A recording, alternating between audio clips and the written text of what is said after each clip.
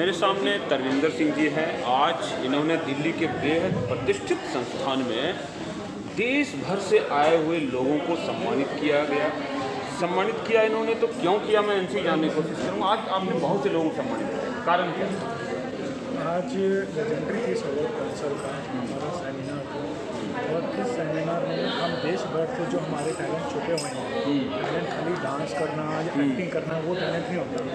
Talent है जो हमारे भारत को स्वस्थ बनाना, मेक इन इंडिया में करना, तो बेटियों के खिलाफ जो हिंसा हो रही है उसके उठाना, उन टैलेंट लोगों को हम यहाँ पर जाके उनको सम्मानित किया जाता है, जिससे कि मोटिवेट होकर उनके साथ और जुड़े।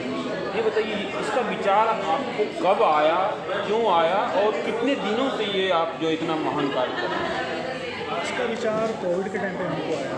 कोविड के टाइम पे जब हमने देखा कि दुनिया में अपनी जगह घर के अंदर थे, लोग खाने के लिए तरस रहे थे, तो उस टाइम पे मैं और हमारी टीम ने मिलकर बाहर निकल के घर घर जाके लंगर देना शुरू किया और जो वो दवाइयाँ थी वो दी। जैसे कहीं पर हमारे किसी को ऑक्सीजन की भी रिक्वायरमेंट होती थी, जो ऑक्सीजन सिलेंडर ला के हॉस्पिटल में हमने दिए। फिर हमारे विचार आया कि हम क्यों ना एक ऐसी संस्था बनाई जाए जिससे कि लोग मोटिवेट होकर उसको आगे बढ़ाएं। आप देखेंगे कि सिख समाज वर्षों से, जब से 300 ईयर्स आज तक लगातार जो है लोगों को सेवा करना, भोजन कराना, दिल्ली में भी देखने लगा है और गुरुद्वारा, लेकिन कभी भी कन्वर्जन जैसे कोई छटांग सा आरोप भी नहीं लगा। इतना महान समाज, इतने महान समाज में ऐसे लोग, फिर भी कोई किसी से दबाव से प्रेम की बात है, ये कहाँ से आता है? पहले मैं यहाँ पर बात करना चाहूँगा कि 300 साल में 550 साल से ज़्यादा हो गए गुरु नानक देव जी को इस धरती पर आए हुए। उनका 20 रुपये का लंगर अभी तक सदियों तक चल रहा है और जब तक दुनिया है तब तक चलता रहा है। हमारे सिख समाज में कभी भी भेदभाव नहीं रहता। हमारे यहाँ पे हर एक तरह के धर्म के आपको मिलेंगे भी और हम हर एक धर्म का सत्कार भी करते हैं। यही तो बात है। मैं खुद मंदिर कम जाता हूँ, ऐसा नहीं कि मुझे जाने की इच्छा नहीं है, लेकिन मैं गुरुद्वारे ज़्यादा जाता हूँ क्योंकि ये जो अंदर से फीलिंग आती है कि यहाँ कोई वो नहीं है, दबाव नहीं है, ये नहीं है, तो ये चीज़ें इतनी अच्छी जो है, मतलब इसको पूरी दुनिया में फैलना चाहिए। गुरु नानक देव जी के विचार हैं, उन्होंने अपने जीवन में 4 उदासी की। 4 उदासी में भारत के देशों के साथ साथ, भारत देश के साथ साथ अरुणाचल और ये अपना श्रीलंका, चाइना और भी बहुत सारी जगह पे उन्होंने 4 उदासी के बाद एक नाम दिया था, एकम का। एकम का मतलब दुनिया एक है, लेकिन हम अपने धर्मों में बटे हुए हैं। क्या बात है। तो ये बताइए सर, आज जो आपने इनवाइट किया बहुत सारे लोगों को, बहुत बहुत बधाई। चीफ गेस्ट कुछ हैं, उनके बारे में कुछ बताएं कार्यक्रम में।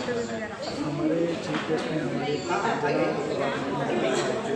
एक राज्य मंत्री का सफर करते हैं, हमारे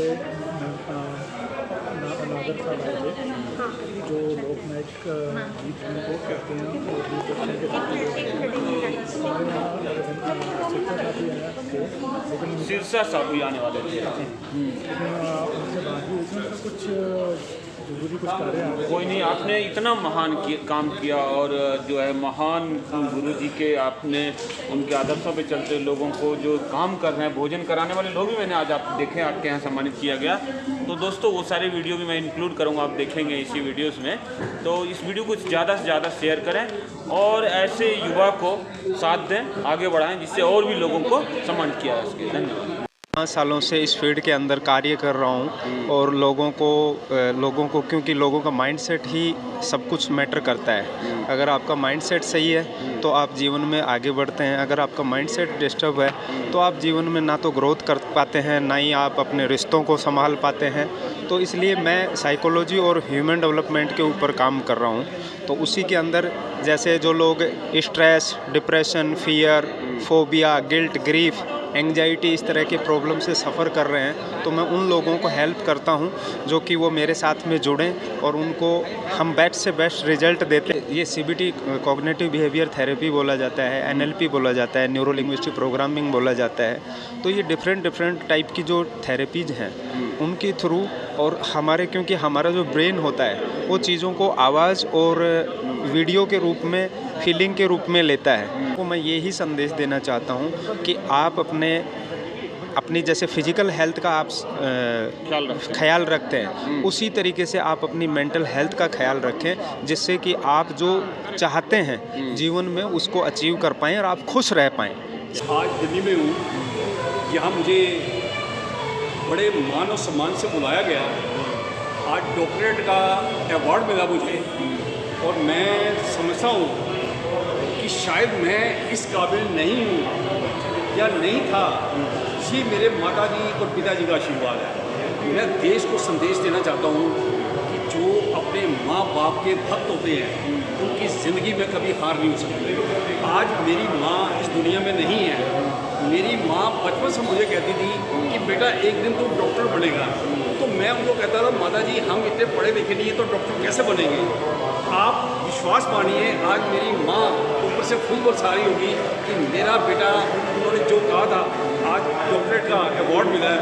आज नरेंद्र हजाई के नाम से डॉक्टर लगा के उन्होंने मुझे इतना मान और सम्मान दिया है। आपने देखा ना, मेरा नाम नरेंद्र हजाई है। अच्छा ये बताइए हजाई जी, नरेंद्र हजाई जी, कि आपने जो कहा कि बेटे के बारे में, अभी कितना परसेंट है लड़के जो कि नहीं रखने अपने माँ बाप को?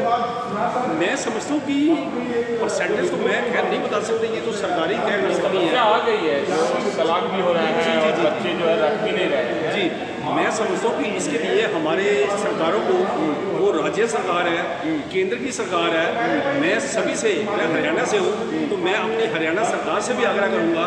मुझे अपने मुख्यमंत्री श्री नायब सिंह सैनी जी से भी उम्मीद है कि वो बहुत अच्छे लायक, एक अच्छे इंसान हैं, तो वो भी एक बुजुर्गों के बारे में सोचो। और इसके लिए तो मुझे प्रधानमंत्री नरेंद्र मोदी से भी मिलूंगा। मैं ये अंतिम पूछना चाहूँगा कि लोग पढ़ते हैं जी, कहते हैं अच्छा बनेंगे जी, पढ़ लिखने लेने के बाद ही जो है जी मतलब इस तरह की हरकत करते हैं। मैं समझता हूँ कि आपका पढ़ा लिखा होना या ना होना एक बराबर है। अगर आप अपने माँ बाप के भक्त हो, आप अगर उनकी सेवा नहीं कर सकते या उनको छोड़ देते हो, मैं समझ नहीं पा रहा हूँ कि आज एक पत्नी के आने से और 1-2 साल में एक आध 2 बच्चे आने से माँ बाप को किस बात की सज़ा मिलती है। कैसा लग रहा है? बहुत अच्छा लग रहा है और बड़ी खुशी में पोस्टर लगाया है। कर्नाटक से क्या क्यों सम्मान मिला? मतलब हम बहुत सालों से डिजिटल सर्विस, नाम बताइए, सचिन पवार, कर्नाटका।